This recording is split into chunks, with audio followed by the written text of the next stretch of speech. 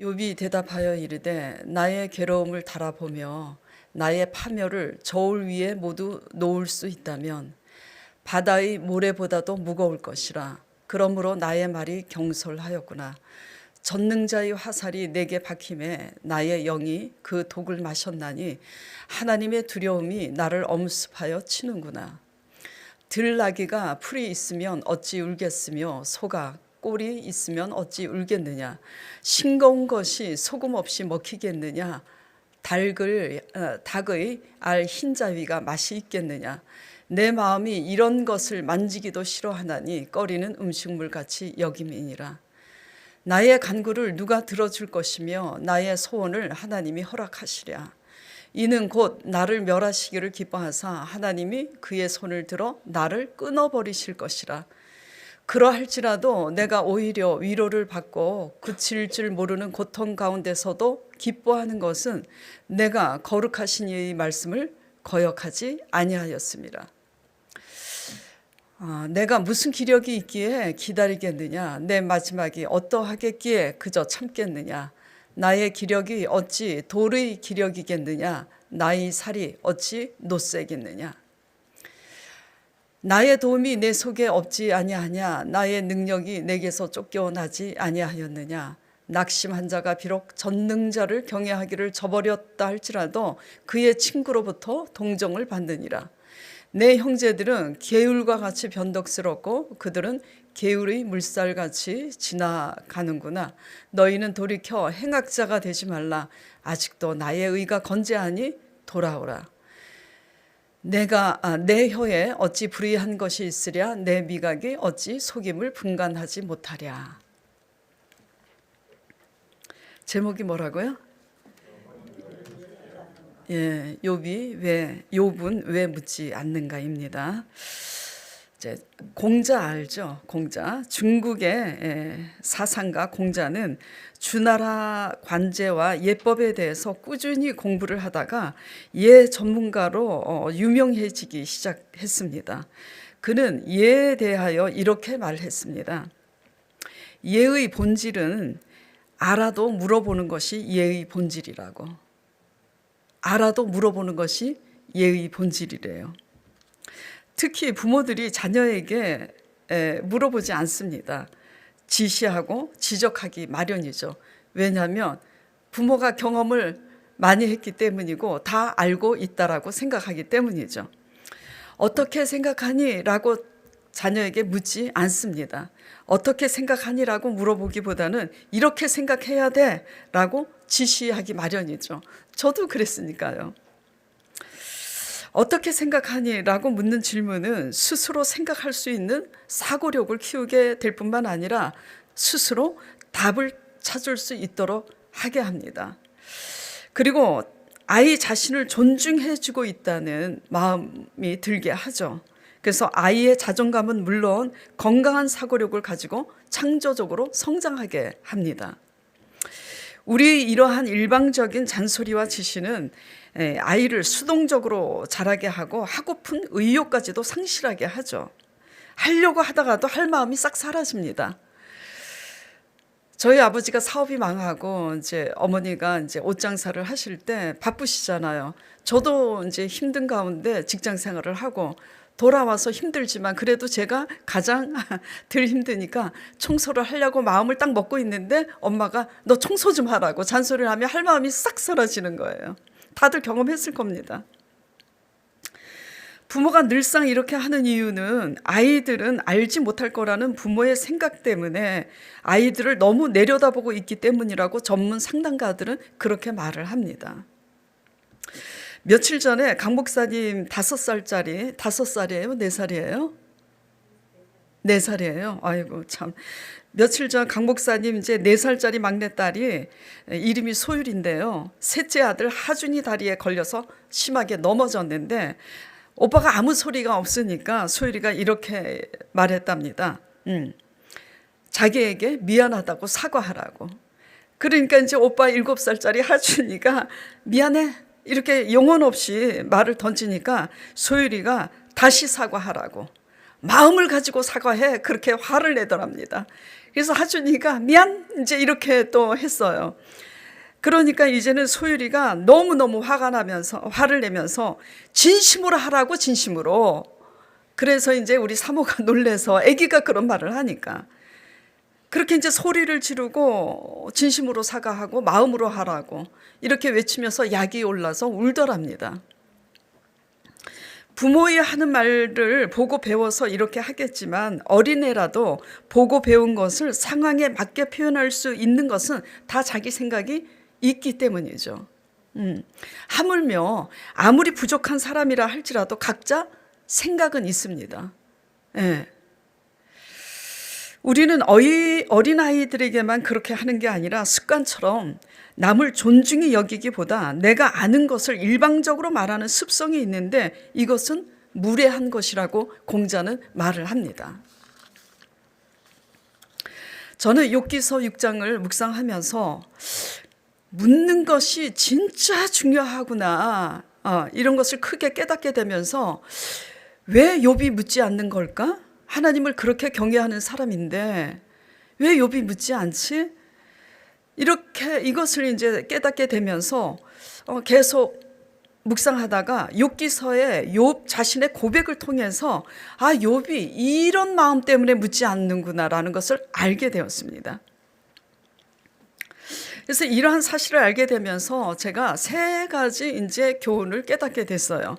뭐냐면 하나님께 묻지 않고 일방적으로 우리의 문제만을 구하는 신앙의 태도가 잘못됐고, 사람들을 향해서 묻기보다는 일방적으로 자기 말만 하는 태도가 상당히 우리는 잘못되어 있구나.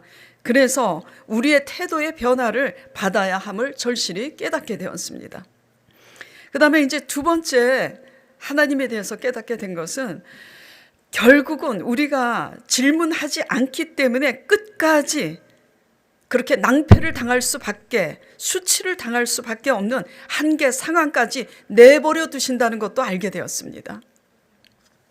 그리고 세 번째 또 깨닫게 된 것은 그렇게 낭패와 수치를 당하는 그 모든 한계의 끝에서야 하나님의 의를 배워서 하나님의 의로만 구원받을 수 있음을 깨닫게 하시고 사람들을 존중히 여기는 겸손을 배우게 하신다라는 것도 알게 되었습니다. 그렇게 세상에 둘도 없는 욥이라 하나님께 칭찬 듣던 욥도 정작 물어야 할 때 묻고 있지 않음을 보면서 무엇 때문에 이 사람이 묻지 않고 있는 거지라고 살펴보다가 깨닫게 된 거예요. 자, 욥의 말씀을 오늘 본문 말씀 1절부터 보겠습니다. 자, 욥이 대답하여 이르되 나의 괴로움을 저울 위에 무게를 달아볼 수 있다면 3절에 바다의 모래보다도 내 괴로움이 무겁다라고 이렇게 표현을 하고 있어요. 근데 이렇게 말할 수밖에 없는 욥의 고통의 원인이 크게 세 가지입니다. 첫째는 뭐냐면 모든 소유물과 자녀들을 잃은 슬픔과 함께 욥인지조차 알아볼 수 없을 정도로 처참하게 된 피부병 때문이죠. 악창 때문에 살이 썩고 터져서 구더기가 날 정도니까요. 자, 두 번째는 그럼에도 친구들에게 위로를 받기는커녕 인과응보에 의한 징벌이라고 훈계와 정죄를 당하니 마음의 상처는 더욱 큽니다. 커요. 그리고 세 번째는 왜 더 고통이 클 수밖에 없냐면 하나님을 향해 범죄치 아니하고 말씀대로 살았음에도 이유를 알 수 없는 애매히 받는 이 고통 때문에 너무나 억울하고 고통스러운 거예요. 그렇죠? 자, 10절인가 보겠습니다. 그러할지라도 내가 오히려 위로를 받고 그칠 줄 모르는 고통 가운데서도 기뻐하는 것은 내가 거룩하신 이의 말씀을 거역하지 아니하였습니다. 그런데 환난을 당하고 있으니 얼마나 억울해요. 예. 잘못해서 매를 맞아도 그 매가 아파서 할 말이 많은 게 일반 사람들인데 잘못한 게 없는데, 양심에 잘못한 게 없는데도 애매히 환난을 당하고 있으니 그 고통이 얼마나 중하겠어요.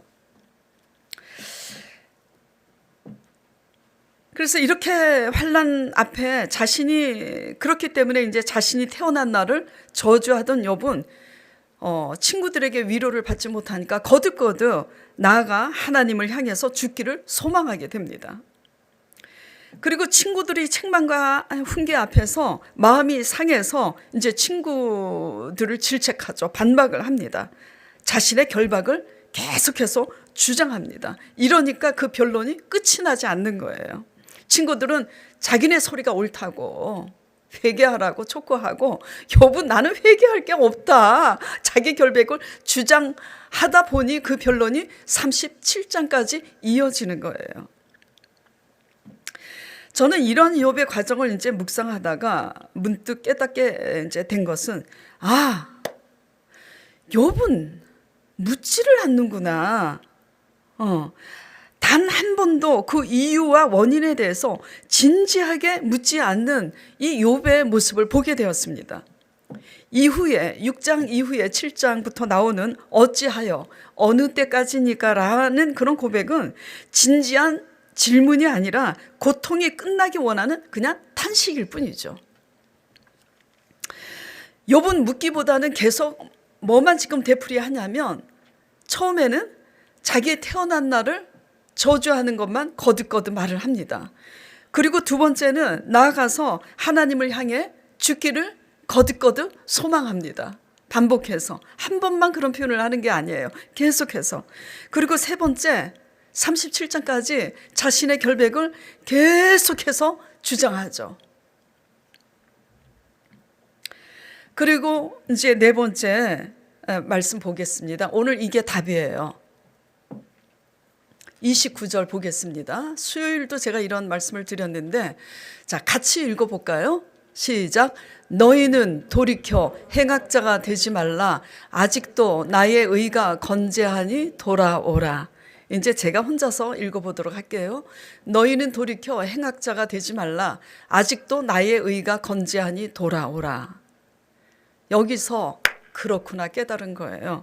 욥이 묻지 않는 이유는 자기 의가 건재하다는 강한 확신 때문에 물을 필요를 느끼지를 못하는 거예요. 그렇구나. 강한 자기 확신이 무서운 것은 물을 필요를 느끼지 못하게 한다는 것과 단정 짓게 한다라는 것. 그래서 우리는 늘 일방적으로 말을 한다는 것. 이런 것을 깨닫게 됐어요. 하나님은 우리를 왜 언제까지 연단하시냐면 우리가 아무것도 아닌 존재임을 깨닫고 낮아지기까지 연단하십니다. 수요일 날 제가 어느 때까지니까 라는 주제로 설교를 했잖아요.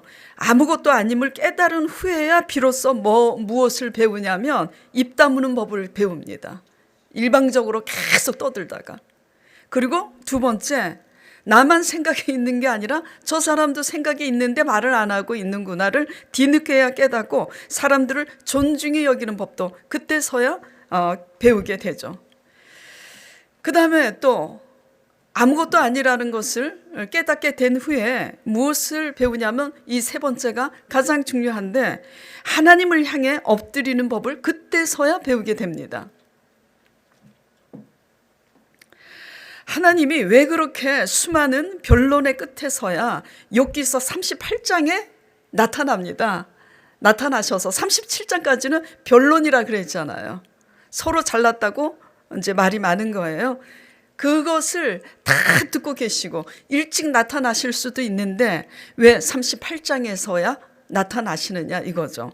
하나님이 나타나셔서 뭐라고 하시냐면 이제 하나님이 도리어 욥에게 질문을 합니다. 왜? 이들 누구도 하나님께 엎드려 질문하지 않고 서로 자기가 아는 것을 가지고 일방적으로 말들을 하니까 그래서 변론이 끝이 안 나니까 하나님이 욥에게 질문을 해요. 여러 가지 질문을 해요. 너 대답해봐라. 대답해봐. 그리고 이것도 대답해봐. 대답 못해요. 또 물어봐요. 그럼 이거는 아니? 또 대답을 못합니다. 계속 질문을 해요. 욥이 어떤 것도 한마디도 대답을 못해요. 그리고 나서 욥이 뭘 깨닫냐면 그동안 19장 이하를 보면요, 욥이 자기의 결백을 주장하면서 이제 한술 더 뜨는 게 뭐냐면, 나는 너희보다 더 하나님에 대해서 잘 알고 있다고 자기가 알고 있는 하나님에 대해서 계속 얘기를 합니다. 그래서 이제 하나님이 나타나셔서 네가 나를 아느냐? 그러면은 얘기해봐라. 이제 그렇게 얘기하는 거예요. 그래서 대답을 한마디도 못하게 되자 욥이 결국 뭐라고 하냐면, 나는 아무것도 아니라는 걸 그때서야 깨닫고 이런 고백을 합니다. 여호와께서 그렇게 이제 질문을 하는데 욥이 대답을 하나도 못하는 거예요. 그래서 40장에 이제 하나님께서 욥에게 이렇게 말씀하십니다. 트집 잡는 자가 전능자와 다투겠느냐? 하나님을 탓하는 자는 대답할지니라. 왜냐하면 하나님께 억울하다고 얘기하거든요. 내가 당하는 거. 난 아무 잘못이 없는데. 욥이 여호와께 대답하여 이르되 보소서 나는 비천하오니 무엇이라 주께 대답하리이까? 손으로 내가 이불을 가릴 뿐이니이다. 이제 내가 내 입을 이제 닫는 거예요. 내가 한 번 말하였은즉 다시는 더 대답하지 아니하겠나이다. 그래요. 예? 그때 변론이 끝납니다. 그때야 친구들도 훈계하던 훈계질을 끝내고 욥도 그 훈계 앞에 나는 결백하다고, 나는 억울하다고, 나는 너희들보다 하나님을 더 안다고 하는 이 변론이 그때서야 끝이 나는 거예요. 그래서 이거를 한마디로 쉽게 표현하면 뭐냐면, 그렇게 떠들던 그 입을 이제 손으로 가리는 거예요. 입을 딱 막는 거예요. 이제 더 이상 말을 하지 말아야 되겠구나. 이제 더 이상 말을 하지 않겠습니다. 예. 저만 찔리나요? 저 욥기서 이거 보면서 상당히 많이 찔렸는데, 수요일처럼 또 여쭤볼게요. 예? 여러분도 찔렸어요? 안 찔렸어요? 찔렸다고 말해주세요.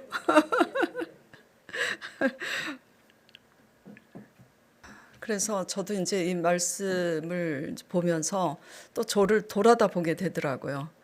오랫동안 제자 양육을 하고 하나님께서 또 기름 부어서 담임 목사로 세웠으니까 나는 또 얼마나 많이 안다고 내 입장에서 성도들의 마음을 헤아리기보다 얼마나 많이 짓거리고 훈계하고 했던가, 이런 것들 돌아보게 되더라고요. 예. 아무리 알고 있다고 해도, 아무리 내가 옳다고 해도 우리는 물어보아야 하는구나. 묻지 않기 때문에 발전이 없고, 뒤늦게 묻기 때문에 발전이 늦고, 묻지 않기 때문에 상대방에게 상처를 주고, 묻지 않고 있기 때문에 교만과 자만의 늪에서 빠져나오지 못하고 있음을 깨닫게 됩니다. 사람 관계에서 내가 옳다고 확신하는 이상 물을 필요를 못 느끼게 되고, 단정지어서 말하게 되고 일방적으로 말하게 되잖아요. 그건 어쩔 수 없어요. 우리 인간들의 한계입니다. 저 역시도 그렇고요. 내가 옳다고 생각하는 것이 그런데 저 사람에게는 옳지 않을 수가 있음을 생각해야 되는데 그게 생각하기 쉽지가 않다라는 거죠. 경험하기 전에는. 그래서 물어봐야 한다는 건데, 내가 알고 있다라고 그게 옳다고 생각하면 그래서 실수를 하는데, 그래서 물어봐야 하는데도 그렇게 생각하는 이상은 나도 모르게 말하게 된다라는 겁니다. 저도 그렇고 여러분도 그렇고. 그 이제 좋은 예가 어떤 예냐면, 설교 준비하다가 생각난 게, 저는 사실 코로나 전까지는 예배 후에 식사 시간이 좀 불편했어요. 왜 불편했냐면, 이제 개척교회라 협소하고 몇 분 되지 않으니까 어떻게 식사를 하는지 다 보게 되잖아요. 저는 음식을 남기는 습관이 있습니다. 다 먹지를 않아요. 않는 게 아니라 다 먹지를 못합니다. 음식을 남기는 습관이 있는데다가 먹는 속도도 일반 성도들보다 가장 늦어요.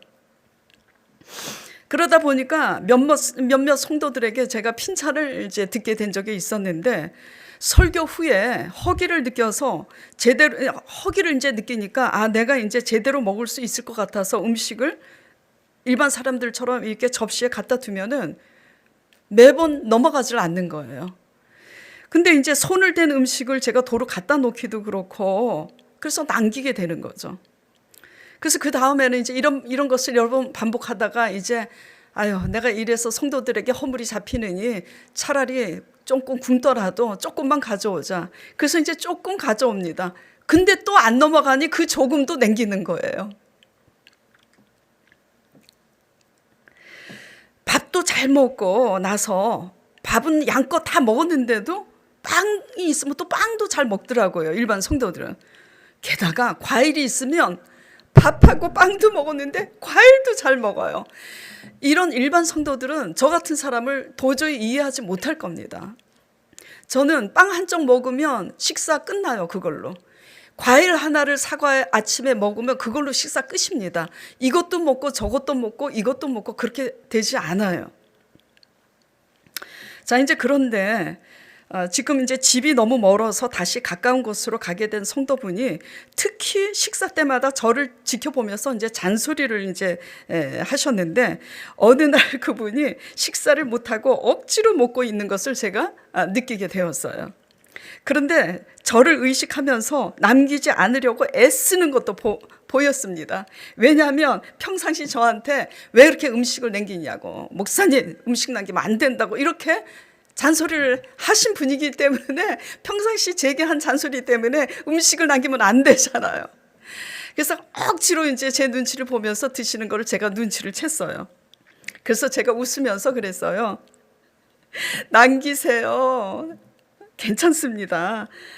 저는 이렇게 남기는 버릇이 있는 저에게는 유죄지만 평상시 남기지 않다가 어쩌다 한번 이렇게 남기는 분은 무죄입니다. 그러니까 흉 안 볼 테니까 남기세요. 그랬더니 얼른 수저를 놓더라고요. 그 정도로 힘들었던 거예요.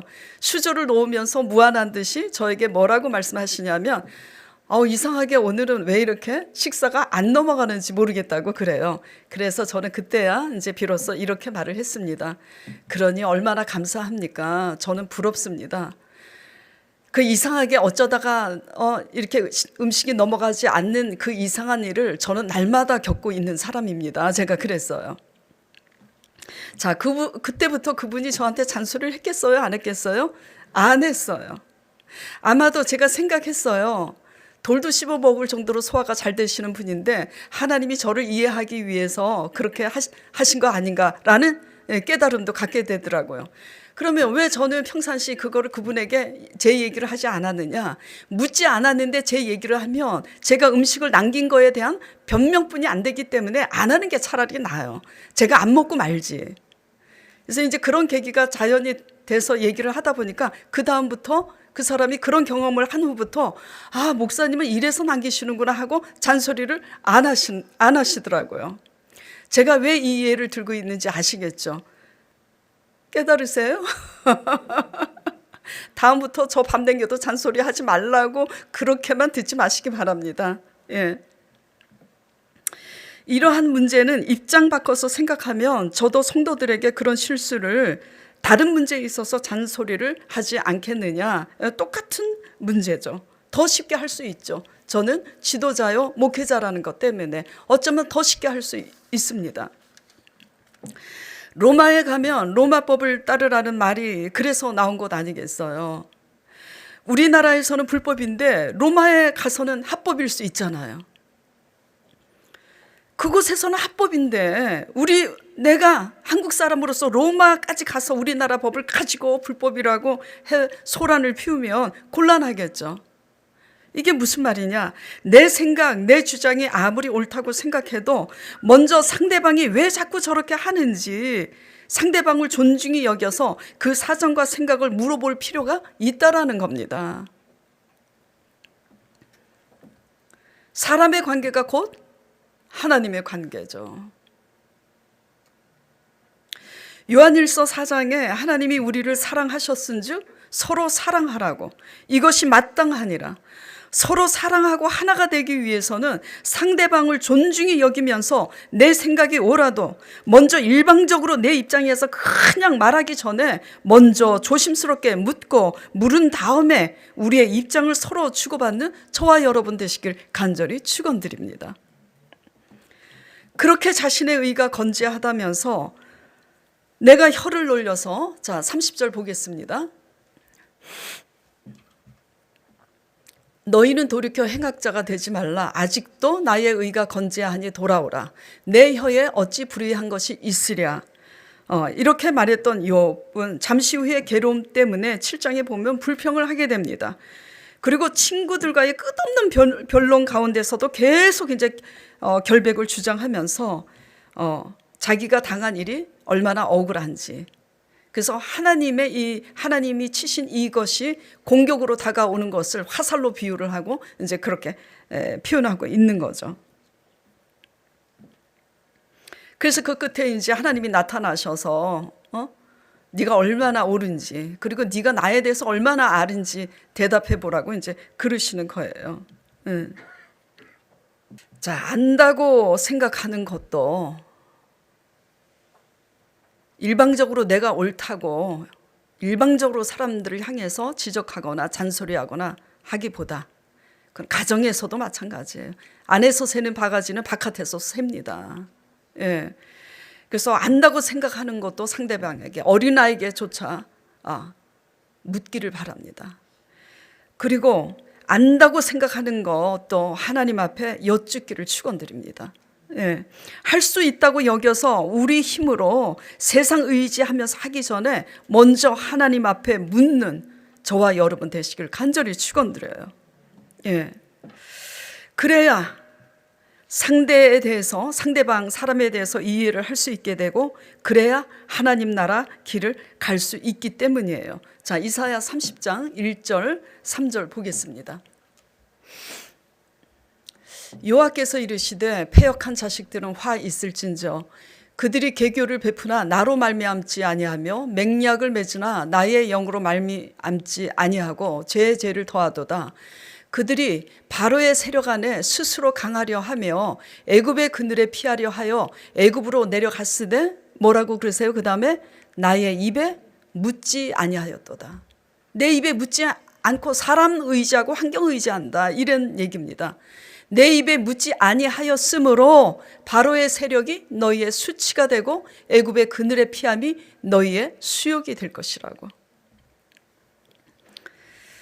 하나님께나 사람에게 묻는 저와 여러분 되기를 축원드립니다. 예. 하나님 나라는 특히 사람에게도 물어봐야 되지만 하나님께 물어가면서 우리는 신앙생활을 해야 돼요. 하나님 나라는 우리의 한계로 넘어갈 수 있는 나라가 아닙니다. 믿음으로만 갈 수 있는 나라예요. 우리의 지식으로, 세상적인 지식으로 하나님 4차원의, 우리는 3차원의 세계잖아요. 이 3차원의 지식을 가지고 4차원의 우리의 한계를 넘는, 바랄 수 없는 가운데 바라게 하시는 하나님을 이해할 수가 없어요. 그래서 믿음의 세계는 늘 새로운 세계입니다. 늘 새로운 세계인데 우리가 여태까지 알았던 경험으로 내가 알았던 것으로 가고자 한다면 우리는 백전백패예요. 하나님을 안다고 해도, 욥처럼 하나님을 안다고 해도 하나님이 나타나서 물어보니 아무것도 모르잖아요. 여태까지 경험에 의해서 하나님을 안다고 해도 우리의 한계를 넘는 하나님을 믿는 믿음으로 따라가는 것이 믿음의 길이라는 거 잊지 마시기 바랍니다. 저는 사실 우리 이제 아들 결혼 문제의 과정에 있어서 초신자 때부터 지금까지 제가 하나님께 이제 들은 말씀을 믿어서 안 된 적이 없어요. 정말 그 믿음을 주신 것도 하나님이신데 어쨌든 결과적으로 하나님께서 말씀하시면 저는 그걸 100% 믿었고, 그 100% 믿었기 때문에 환경이 거꾸로 가도 그 말씀만 보였어요. 그래서 그렇게 믿었어요. 그러다 보니까 이제 제가 교회 개척을 해서 설교를 할 때도 그 확신을 가지고 어필할 수 있죠. 그래서 아들 결혼 문제에 있어서 하나님께서 하신 말씀이 있어서 저는 아주 강한 확신을 가졌어요. 믿으니까. 근데 말씀대로 안 되는 이제 사건을 처음으로 경험을 한 거예요. 사실 요즘도 묻고 있습니다. 아버지, 제가 부족해서 안 된 거는 압니다. 하나님은 실수하지 않아요. 그러나 제가 뭐가 잘못돼서 했는지 깨닫게 하여 주시옵소서라고 계속 질문하고 있어요. 왜냐하면 이 문제가 아주 중요해요. 그걸 깨달아야 제가 성도들을 바라보는데 더 긍휼함이 있을 줄 제가 믿기 때문이죠. 강 목사님이 그때 제 곁에서 아주 마음에 와닿는 말을 했어요. 목사님이 여태까지 말씀에 의해서 제가 스스로 이제 넘어지고 실패한 적은 있지만 하나님이 저를 향해서 직접 말씀하신 것은 순종하고 또 그 말씀대로 믿었기 때문에 안 된 게 없는데, 이번에 이 실패는 목사님에게 굉장히 유익할지도 모른다. 실패함으로써 성도들을 바라보는 그 눈이 더 달라지실 수 있을 거예요, 그러더라고요. 그래서 제가 그래, 염두에 두고 있죠.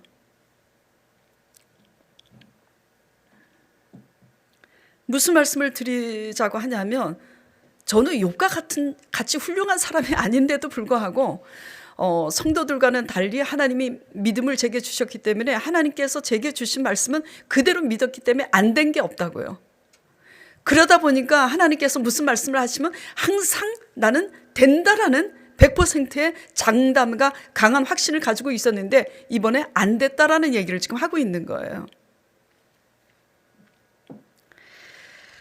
우리는 다 완전하지 않습니다.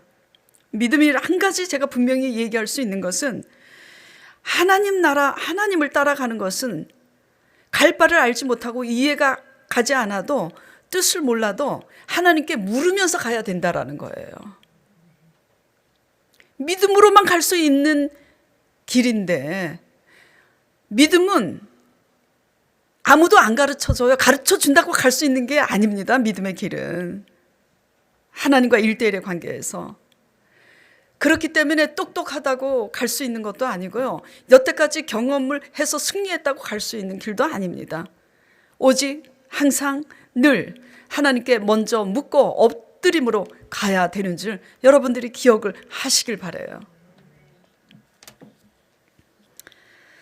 하나님을 알아도 우리 한계를 넘는 하나님을 믿음으로 말미암아 하나님 앞에 묻고, 내가 저 사람보다 더 낫다고 생각함으로써 내 경험과 내가 옳다고 해서 저 사람을 존중히 여김으로써 묻지 않고 일방적으로 여태까지 얘기하고 살지 않았는가 돌아보시길 바랍니다.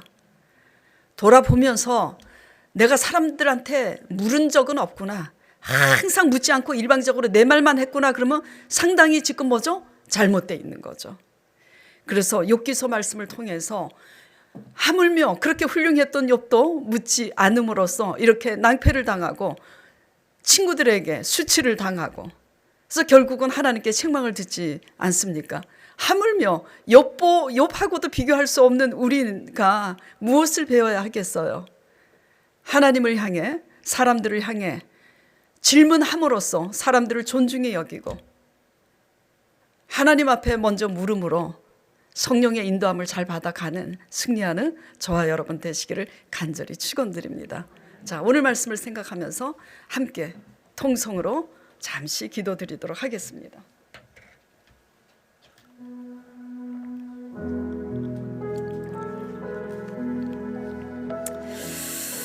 하나님 아버지, 참 우리들의 오만함과 우리들의 무식함과 우리들의 못난 자아들을 주님 십자가의 보혈로 용서하여 주시옵소서. 우리가 이렇게 깨달아서 아버지께 용서해달라고 하시기도 이전에 독생하신 예수 그리스도의 십자가 보혈로 용서하신 그 언약대로 우리를 용서하셨기 때문에 우리를 이날까지 기다려주시고 이날까지 지켜봐 주시고 보호하여 주신 줄 믿습니다. 예수 그리스도의 십자가 사랑에 다시 한번 감사와 영광을 돌립니다. 욥기서 말씀에 배타고 가면서 얼마나 아버지 질문하는 것이 중요한 것인지를 깨달으면서 질문하지 않는 이유에 대해서 아버지 깨닫게 되었습니다. 욥조차 아버지 자기 의가 건재하다는 강한 확신 때문인데 욥과 같지 않는 우리의 아버지 미련한 우리임에도 불구하고 호언장담하고 내가 옳다는 생각 때문에, 내가 더 경험이 많았다는 생각 때문에, 내가 학교끈이 더 높다는 것 때문에 하나님, 우리는 상대방에게 묻기보다는 일방적으로 지시하고 일방적으로 지적하고 훈계했던 그 모든 죄를 회개합니다. 용서하여 주시옵소서. 앞으로 묻도록 노력하겠습니다. 앞으로 물음으로써 상대방을 이해하도록 노력하겠습니다.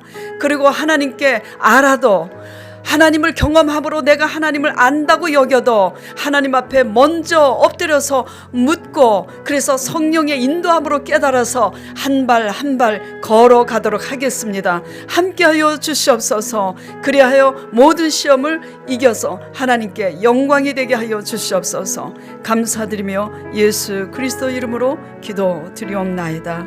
아멘.